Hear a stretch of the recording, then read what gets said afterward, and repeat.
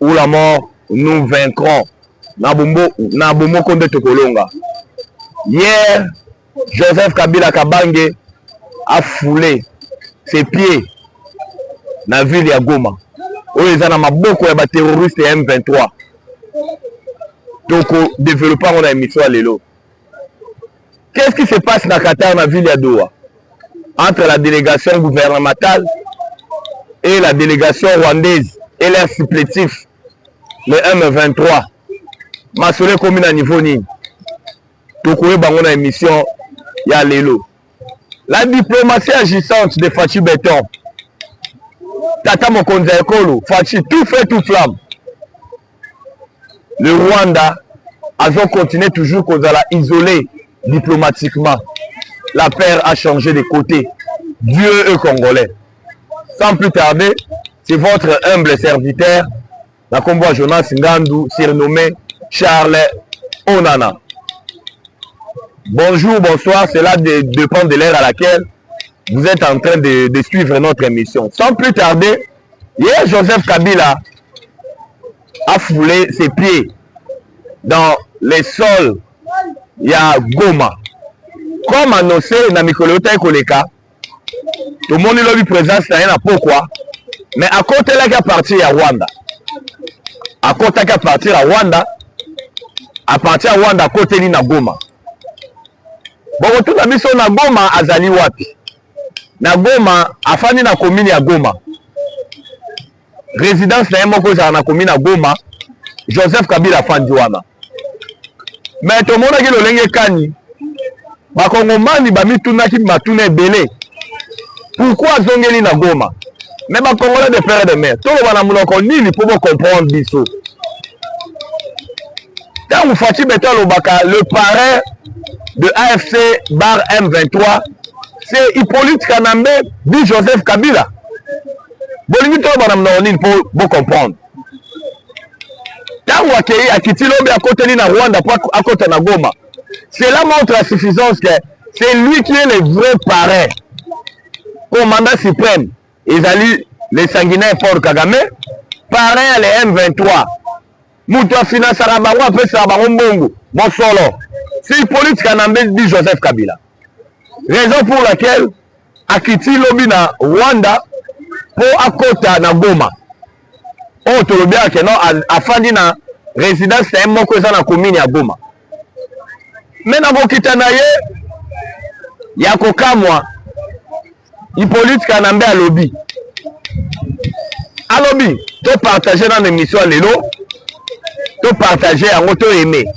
To ngi to panjasiko nteke.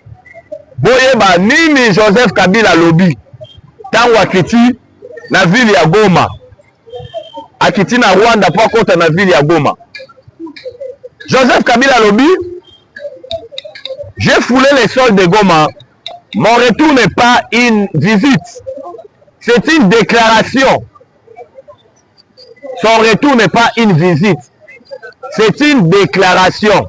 Voilà les amis, Joseph Kabila lobby na Goma. C'est une déclaration. Le temps de silence est révolu. Alobi, tant ya kokanga munoko, et c'est neki. Yambalo ya bandi koloba. Alobi lisusu, le peuple congolais mérite qu'on soit là. Le peuple congolais mérite qu'on soit là. Ah, nakobo mama onde armé wandi azobo mana M23 yo finansaka. Mais il faut le peuple congolais veut mériter que yo zalawana. Alobi lisusunini. Dans la douleur comme dans l'action.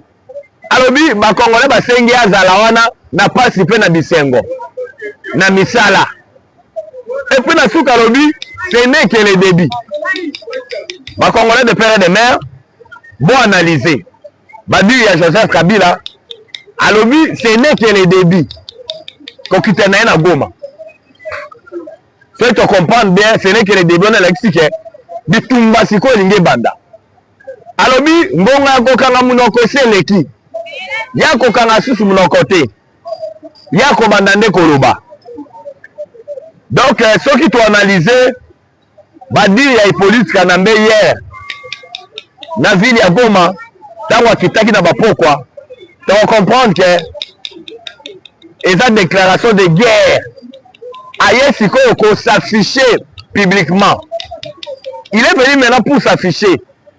Pour Bolanda qui n'a mis les sanguinaires Paul Kagame a se dédouaner qui n'a pas dit na marambo Congo lobi non non nazo kufanga imoko Rwanda ezali frappé na ba sanction Rwanda ezali isolé diplomatiquement na boy ko kufanga imoko yo nanga yo Bertin Bisimwa bino nyonso ba Congolais nyonso boza ba pareil à M23 bo financera bango bo s'afficher au monde ba dire ya Kagame il police Kanambe atali alobi non non il faut na bimasiko na poisa na batami pe mingi na nkuku raison pour laquelle bomoni lobby okita na Rwanda po ayati na Boma tangu tolobaka ke Kabila n'a jamais été congolais.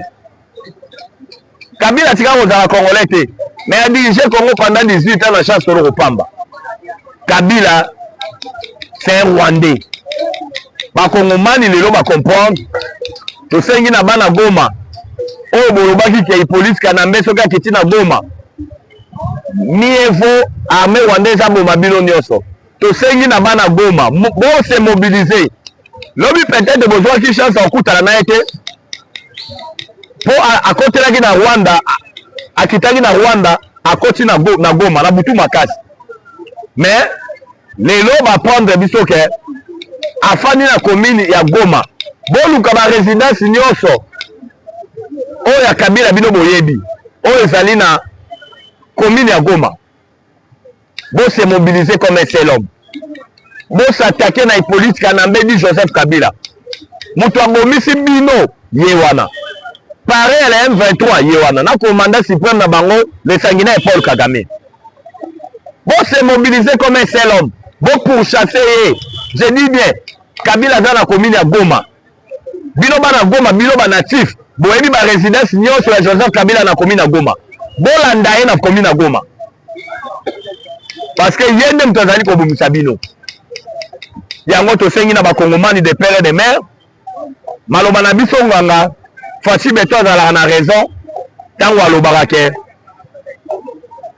Hippolyte Kanambe di Joseph Kabila mokonza mboka oya kala yenda zali pare ya AFC bar M23 lelo oyo ba fait éprouver maloba oto lobaka raison pour laquelle tozali ko senga na bino nyonso na unité bande ko bazo confondre ba époque autre une époque à Mouzete époque à Mobutu te où il fallait commencer la rébellion pour venir prendre les pouvoirs dans la ville province de Kinshasa.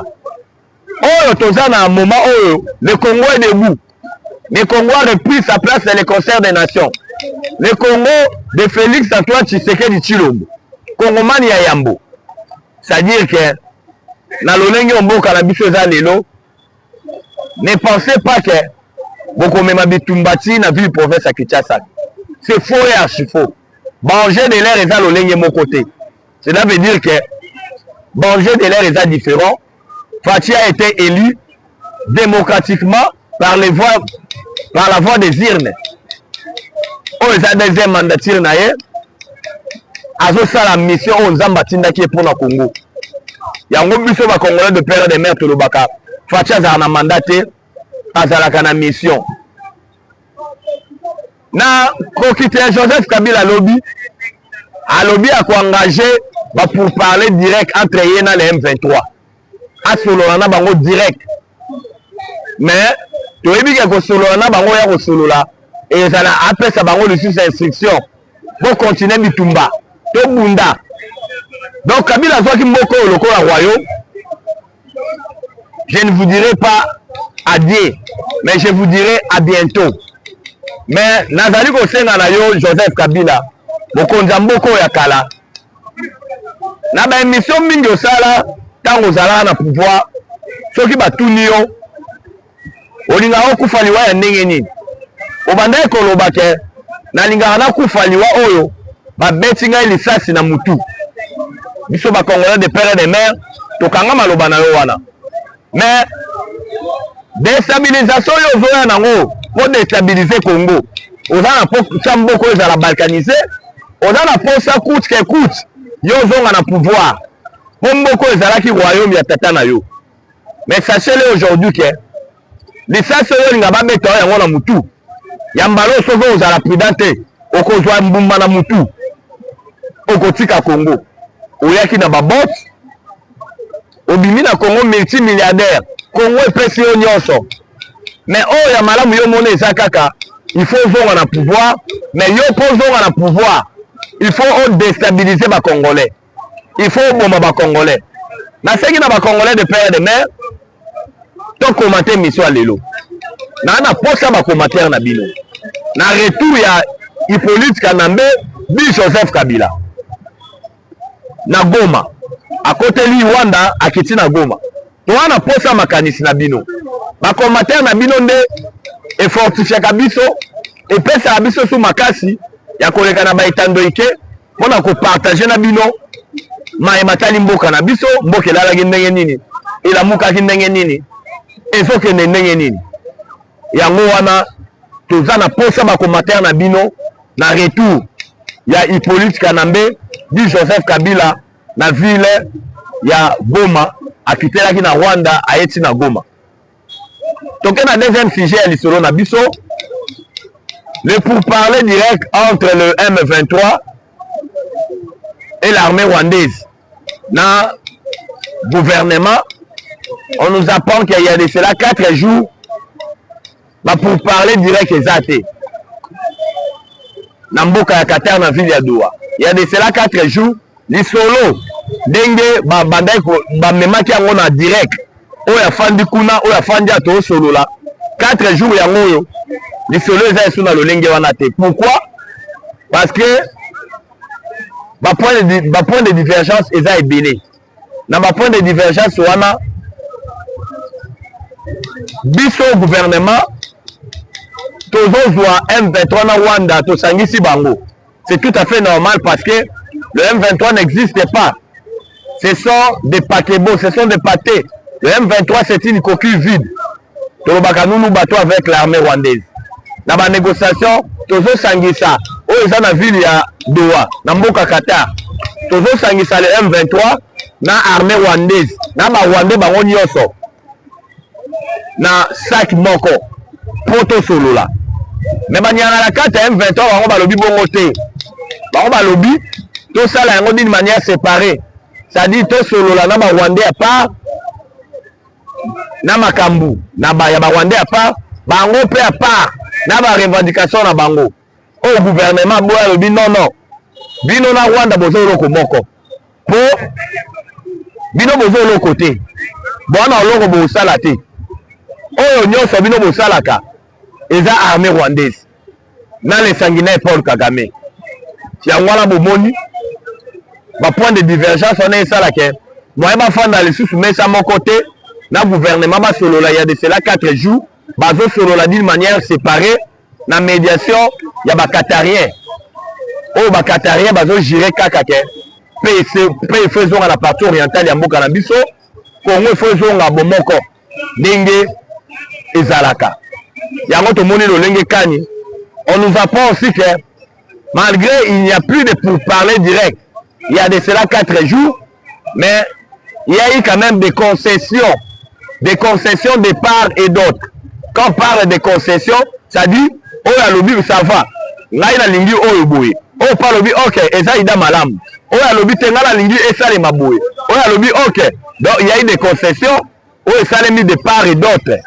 Pour na okaneni na ko mettre un terme na bitumba oyo et zali ko ndeye ba kongomani de père et de mère. Il y a de cela 3 décennies, plus de 10 millions de morts, plus de 500 000 femmes violées, plus de 110 000 hectares dévastés par l'agression rwandaise et les Occidentaux. Mais les loro bah pareil à Rwanda, bah ça li rétro-pédalage.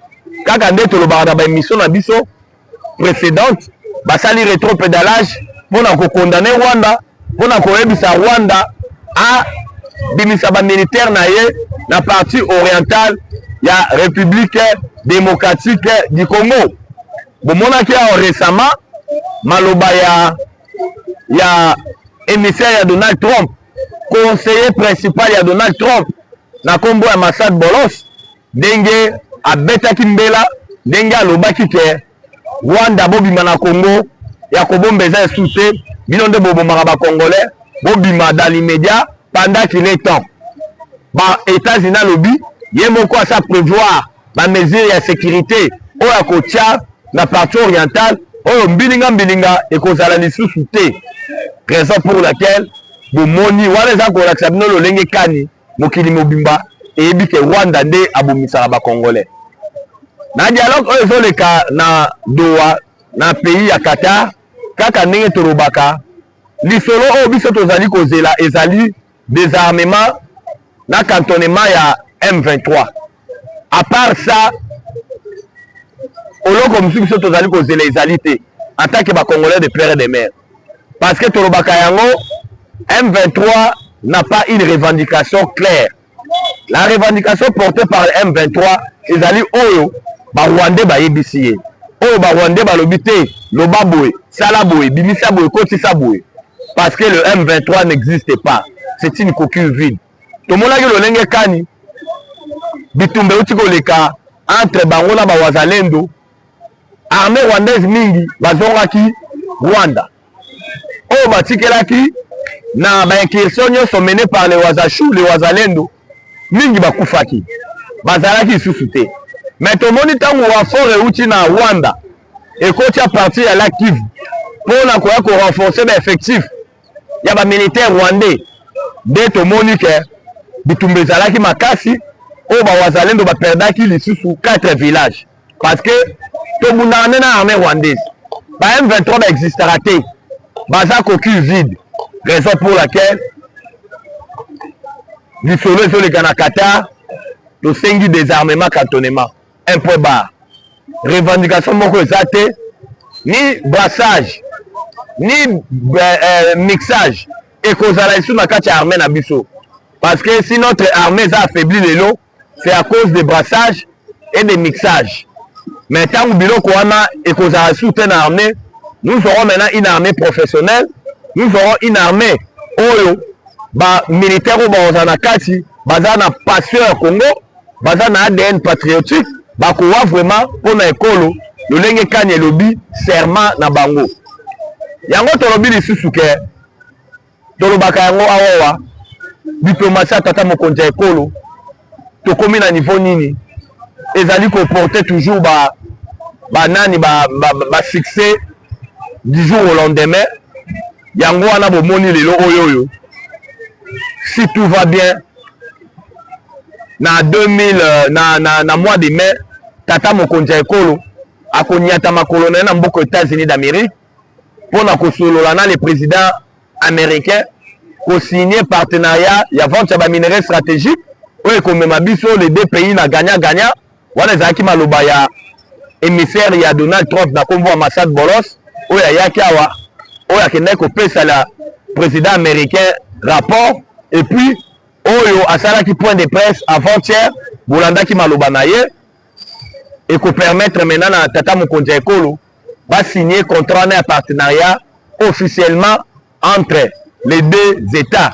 Raison pour laquelle le président Trump a yebisaki na conseiller principal na Massad Bolos yebisa Fachi Beton ba maison à lobbying nyonso oyo Congo azwa afutaka bango chaque mois pour balobelaka Congo na ba administration nyonso ba président américain le kakawa ba boma ba lobbying wana parce que le gouvernement Tshisekedi na gouvernement administration Trump ba banda ko solola fara mbunju na mbunju ba ko passer lisusu par des maisons ou bien biloko interposé te ba ko passer toujours na ba intermédiaire te mais kozala maintenant mbunju na mbunju. Tout ça, ça prouve à suffisance le Lenge Kani, notre pays est debout. Le Lenge Kani, Congo, ils ont continué kozala toujours debout. Yango tolobi ngonga o eza ngonga Nzambe. Nzambe akotili kamba ba Congolais, Nzambe lobi 30 ans de guerre. Ça suffit. Nzambe lobi mboka na ngai faut zala mena debout. Yango bolanda Franck Fano. Boyebi nani Franck Fano. Franck Fano aloba l'Afrique a la forme d'un revolver dont la gâchette se trouve au Congo. Cela veut dire que mukolo développement Congo et quoi entraîner développement il y a des pays mingi Afrique yango France Fana loba gâchette ya développement ya Afrique ezala ande na Congo mukolo bako bouger yango Congo est du développement et quoi entraîner développement dans les pays mingi africains parce que mundela loba Congo est un scandale géologique tous les minéraux stratégiques au kozwa ngona mokili mobimba te mais na Congo kozwa na banyama o komona na mokili mobimba te na Congo komona comme l'animal okapi qui ne se trouve qu'en République démocratique du Congo, pays solution, raison pour laquelle au monde plusieurs de nos voisins balornyaka biso toujours kokengela biso koluka neni ya ko déstabiliser mboka na biso tozali komona même na bitumbo eza na partie orientale ya mboka na biso ba voisin na biso balobaka te bango nyonso silence radio po ma misu na bango ezalaka nde na ba richesse ya mboka na biso raison pour laquelle tokosenga na Fachi Béton la superficie de notre pays comme vous le savez est de 2 345 410 km². On doit avoir une armée de 750 000 hommes ou 1 million. Parce que notre pays a une dimension continentale. Où ils ont 5 ans, tous ont une armée à Mounene. Les militaires, ils ont plus de 500 militaires. Regardez la France. France a compté dans le Congo 4 fois. France n'a pas l'espace grand Qatar à Mobimba. A compté dans le Congo 4 fois. Mais la France a une armée de 250 000 hommes. Sans compter les réservistes. Mais le Congo qui a un pays à dimension continentale, nous avons une armée de 5 quelques mille hommes. Mais c'est peu. Raison pour laquelle des agressions, incursion, il y a des belé na frontière na biso. Nos frontières est devenue poreuse parce que tozana ba militaire baza muke. Tolanda Fachi Béton lolenge kana zo lobake. On doit se préparer à avoir une armée de professionnels très bien équipés. C'est ce que nous demandons. La dimension continentale au mboka na biso eza. On doit avoir une armée de 750 000 hommes. Ou bien 1 million. Et si quand tout va frontière na biso eza, il faut tout ma base militaire. Et si quand tout va frontière na biso eza na ba pays limitrophes. On doit avoir des bases militaires partout. Pour dissuader voisins na biso, surtout nos voisins. Parce que là jamais kolinga biso. Et ils sont là pour déstabiliser notre propre pays. Raison pour laquelle Tolobaka, biso ba Kongomani de père et de mère, il faut tous à la uni. Tous à bana papa bo moko, école bo moko, mokonzi bo moko Fachi Béton. Mais nous devons être unis. Ce qui nous unit est plus grand que ce qui nous divise. Nos intérêts partisans, égoïstes, il y a quoi qu'on remplir ma poche, là bas détournement au rendez-vous, la population a coupure la misère. On doit bannir ça.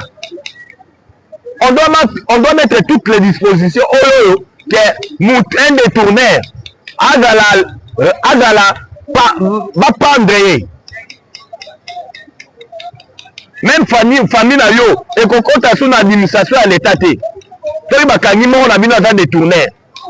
Aza ko gérer républicain, aza ko gérer entreprise étatique, une fois bakangi na détournement. Ba ministère ya pendaison. Prendre tous les détourneurs. Parce qu'aujourd'hui, le détournement dans le Congo est devenu monnaie courante. Les gens viennent pour s'enrichir, pour remplir ma poche na bango au détriment du peuple congolais. Les gens souffrent sérieusement. Hein. Il y a une crise. On n'en disconvient pas. La crise, elle est partout. Mais au Congo, il y a une crise. Nous vivons dans l'affaire. On ne sait plus à quel sens se vouer. Raison pour laquelle, toujours c'est dans la Fachi Béton, la mission aux Zamba Pesio, Bitumba Est, bientôt là, ça serait conjugué au passé. Parce que, si vous lisez les signes du temps, vous comprendrez que bientôt là, la guerre de l'Est sera conjuguée au passé. Parce que Zamba Kotil Kambaba Congolais, pour tout le Zamba Zala Congolais. Raison pour laquelle Tout ce qui n'a pas congomani surtout. Vous allez debout, vous allez vigilant. Bitumba est bientôt là et aussi là. Toujours dans même ordre d'idée, il y a ma camotali mbo cannabiso pour te robaka yango ok.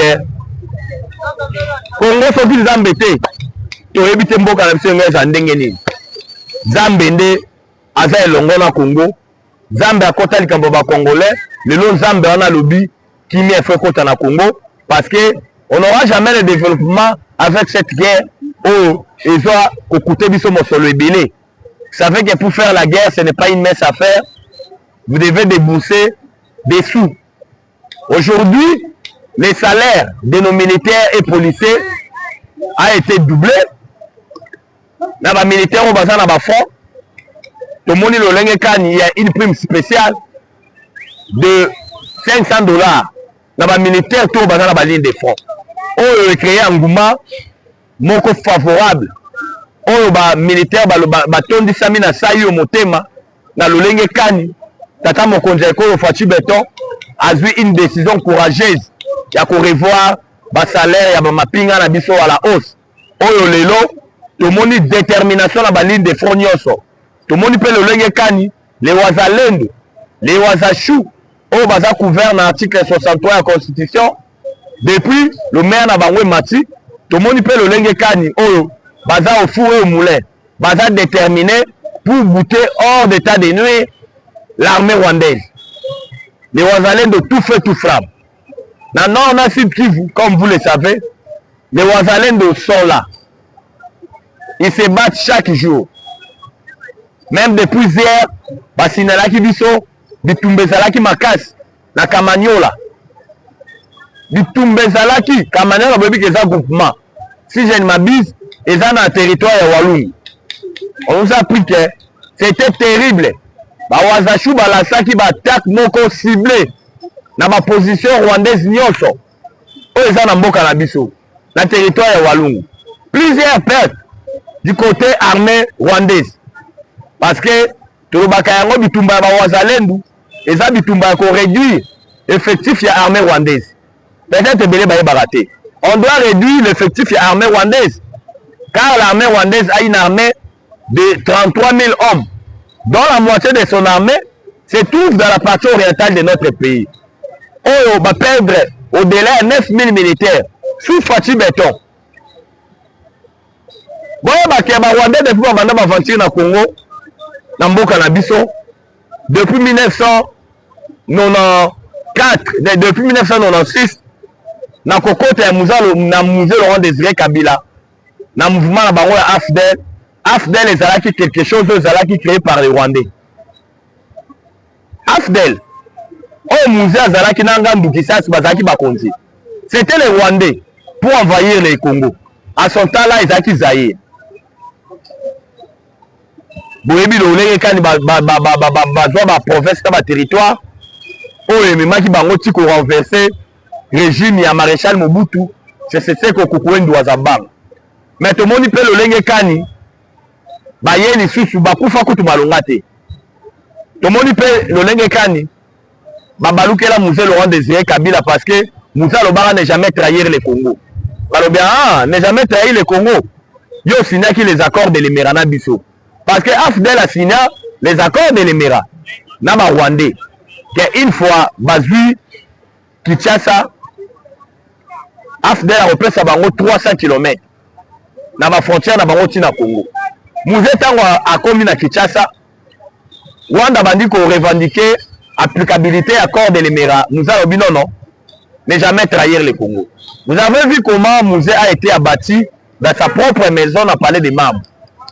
Baye a créé RCD Goma. RCD Goma sous Musée Laurent Désiré Kabila et qui est sous Hippolyte Kanambe. D'où Joseph Kabila tant à du pouvoir en 2001. Bon, avec RCD Goma, na règne à Joseph Kabila, donc ce sont déjà, ils collaboraient. Les relations étaient au beau fixe. Au bandé au sein de la c'était du poudre rosé. Et ça qui mascarade. Mais tout le monde le Kani, après RCD Goma, Kagame a moti sous CNDP. Oyo Zalaki, mon candidat Baro Zalaki Kundabatware. Oyo Fanda na Rwanda, il est libre, il se promène. Na kimia nyonso parce que bango nyonso bazalaki bana ya Nesangina et Paul Kagame. Tangu bakomi na nini na CNDP des aventures. Armée Rwanda kokufa te pose na bafantier. Oyo Kabila na Ipoli na Kagame bayebanaki. Te komona M23 sous Joseph Kabila. Oyo bakosaki biso babetaki M23. Erwana colonel ezaki Mamadou Ndala, yenda zaki chef d'opération. Donc tous ces là-là c'était du poudre rosée pour endormir les Congolais. Ils étaient en connivence avec les Rwandais, lui Joseph Kabila et Paul Kagame. Les courants passaient très bien. Par contre, aussi, les Congolais de père et de mère, pendant 18 ans. Pendant 18 ans. Alain Toundoula a révélé que Joseph Kabila, chaque mois, tout au long de sa reine, de son règne, chaque mois, Joseph Kabila a déboursé 60 millions de dollars pour donner à les sanguinaires Paul Kagame, afin de calmer ses ardeurs. Il déboursait. Là, c'est Alain Toundou qui l'a révélé. Beta Machine, 18 ans Joseph Kabila. 60 millions de dollars chaque mois pour nous apaiser Paul Kagame. C'est à peu près 12 milliards 500 quelques millions.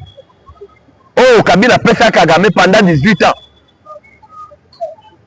Ce pays a été enterré. Fachi est en train de déterrer ce pays. Là où Hippolyte Kanambe, dit Joseph Kabila, avait enterré ce pays. Raison pour laquelle vous allez remarquer, tout au long de son règne, nos militaires n'étaient même pas formés.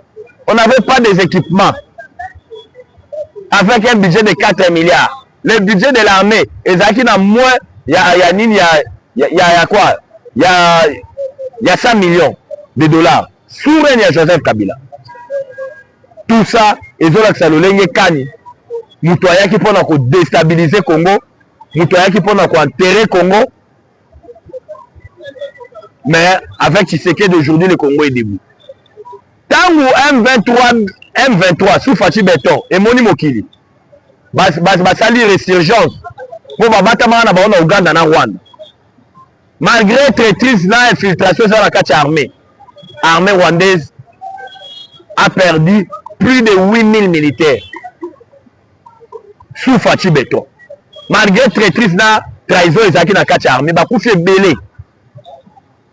Na Rwanda, plusieurs familles, oh bandona ba bazaki ba militaire o batindaki na Congo, ba ofele ba tondi na Rwanda. Ni les la raté. 30 ans de guerre, ça suffit. Raison pour laquelle aujourd'hui le Congo est debout. La diplomatie agissante Tata Mokonzi Ekolo. Na diplomatie ezali ko produire ba résultats escomptés. Yango bomoni politique Kanambe azongi na ville à Goma Kalami était bolandi ba déclaration ba dire na on a otangela bino Kalami était a copier sa bino position na ye parce que tolobaka que Nyamalia Kalidesu azaka na kati ya Lidesu toyebi que bato bazana même esprit na politique Kanambe dit Joseph Kabila baza ba proche mingi pe Tata Mokonzi Ekolo na mingi bazali ko diriger ba institution bayebi makambo bazo sala bayebi qui traitise na bango kana mingi te to ko taler yango sur la place publique ya kolobeza ke belé boyebi ke ba chaîne na biso ezali kambo ngonga to zalaki bité na kambo tali ngonga pona mukolo lelo émission na biso esuki awa. Numéro d'habitude est plus 243 89 77 525 44. Plus 243 89 77 525 44. La patrie ou la mort. La patrie ou la mort. La patrie ou la mort. Ou la mort, nous vaincrons. Je dis et je vous remercie. Ciao.